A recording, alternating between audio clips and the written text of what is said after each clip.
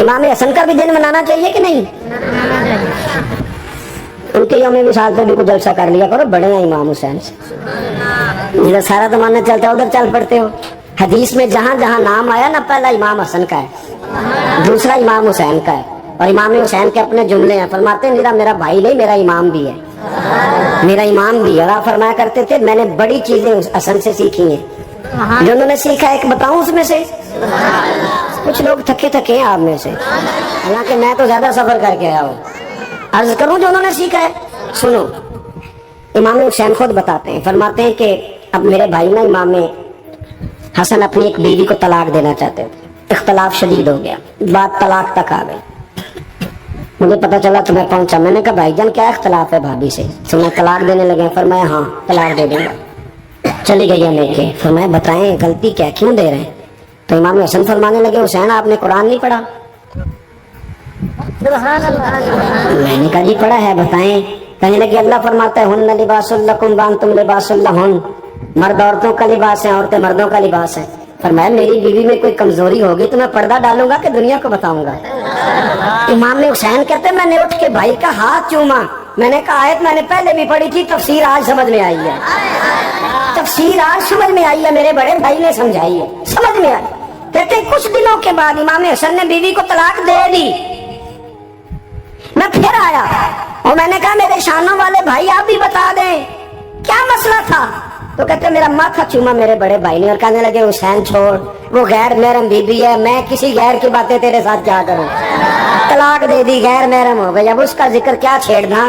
कहते मैं समझ गया कि मेरा भाई कुरान की उस रूह को जानता है जो हुसैन तक भी पहुंच रही है। भाइयों इमाम हसन रदी अल्लाह ताला अन्हु, आपको पता है ये कायनात का वो अजीम शख्स है, हसन इब्ने अली, वो अजीम हस्ती है, इसने ताज छोड़ दिया, तख्त छोड़ दिया, पर नबी पाक की उम्मत को जोड़ दिया।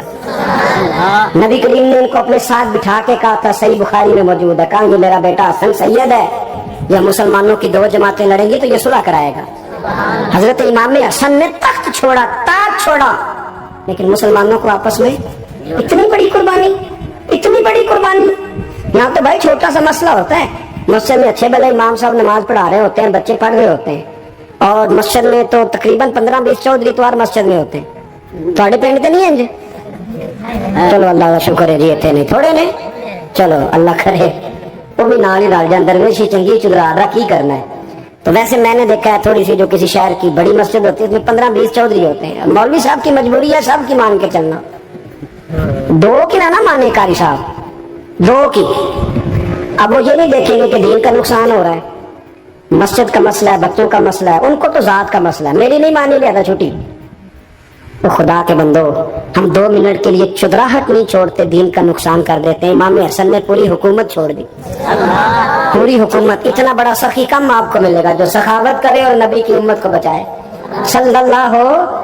ये बात बयान नहीं होती, अक्सर नहीं होती, शायद पूरे करबला में आपने ना सुनी हो, इल्ला माशाअल्लाह। इसको समझे इमाम हसन। और फिर मजे की बात, इमाम हसन भी शहीद हुए, जहर दिया गया, और जब वो शदीद बीमार हो गए ना, जहर असर कर गया, तो इमाम हुसैन आए, बड़े परेशान हुए, रो पड़े, कहने लगे भाई मुझे बताओ किसने जहर दिया।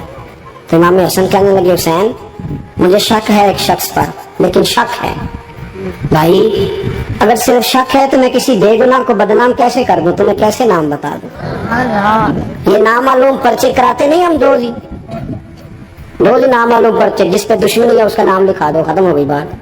इमाम हसन की तरबियत देखो, फरमाने लगे जिस पर मुझे शक है उसका नाम बता दूं, तो अगर वो नहीं तो बेगुनाह का जिक्र कैसे कर दूं। तो इमाम हुसैन फरमाने लगे भाईजान अगर वही हुआ तो आप फरमाने लगे अगर वही हुआ ना तो हुसैन फिर भी तू छोड़ दे, मैंने रब के सुपुर्द कर दिया, अल्लाह बेहतरीन इंतकाम लेने वाला है। अल्लाह इतना बड़ा हौसला सैयदा के बेटे का, शेर के बेटे का, शेरों जैसा कलेजा, इतना दिल दरिया समुद्रों डूंगे, कौन दिलां दिया जाने। और भाई थोड़ा हौसला कर, जितन जितन ते हर कोई खेडे, तू हारन खेड फकीरा, और जितन दा मुल कौडी पैंदा ही हारन दा मुल हीरा। और कहीं बैक भी तो हो ना, कहीं तू दरगुजर भी तो करना, कि हर जगह छा के रहना, हर जगह छा के रहना।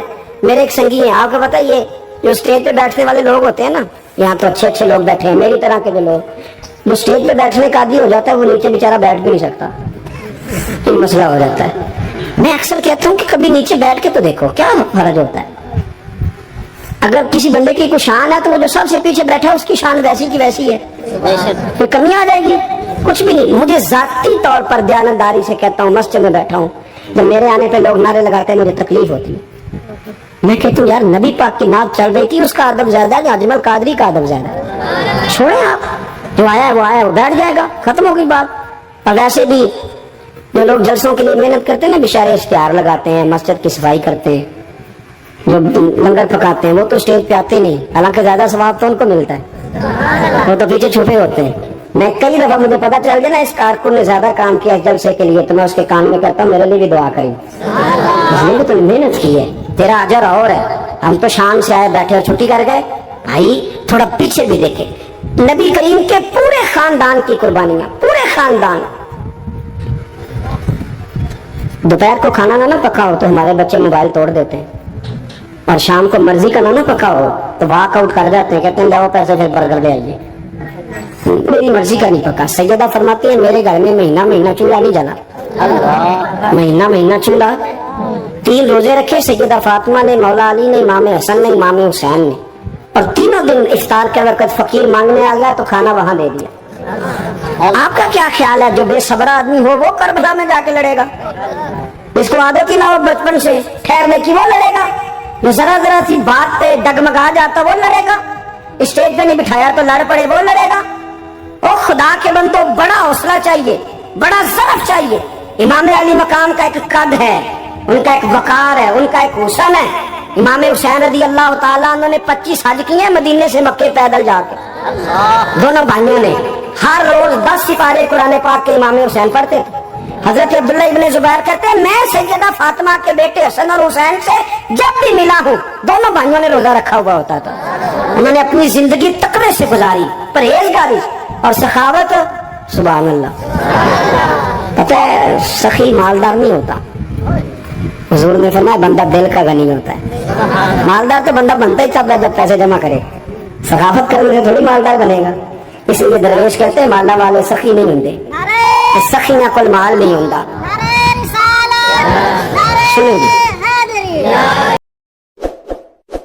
اس ویڈیو کو لائک کریں، ہمارے چینل کو سبسکرائب کر بیل آئیکن ضرور پریس کریں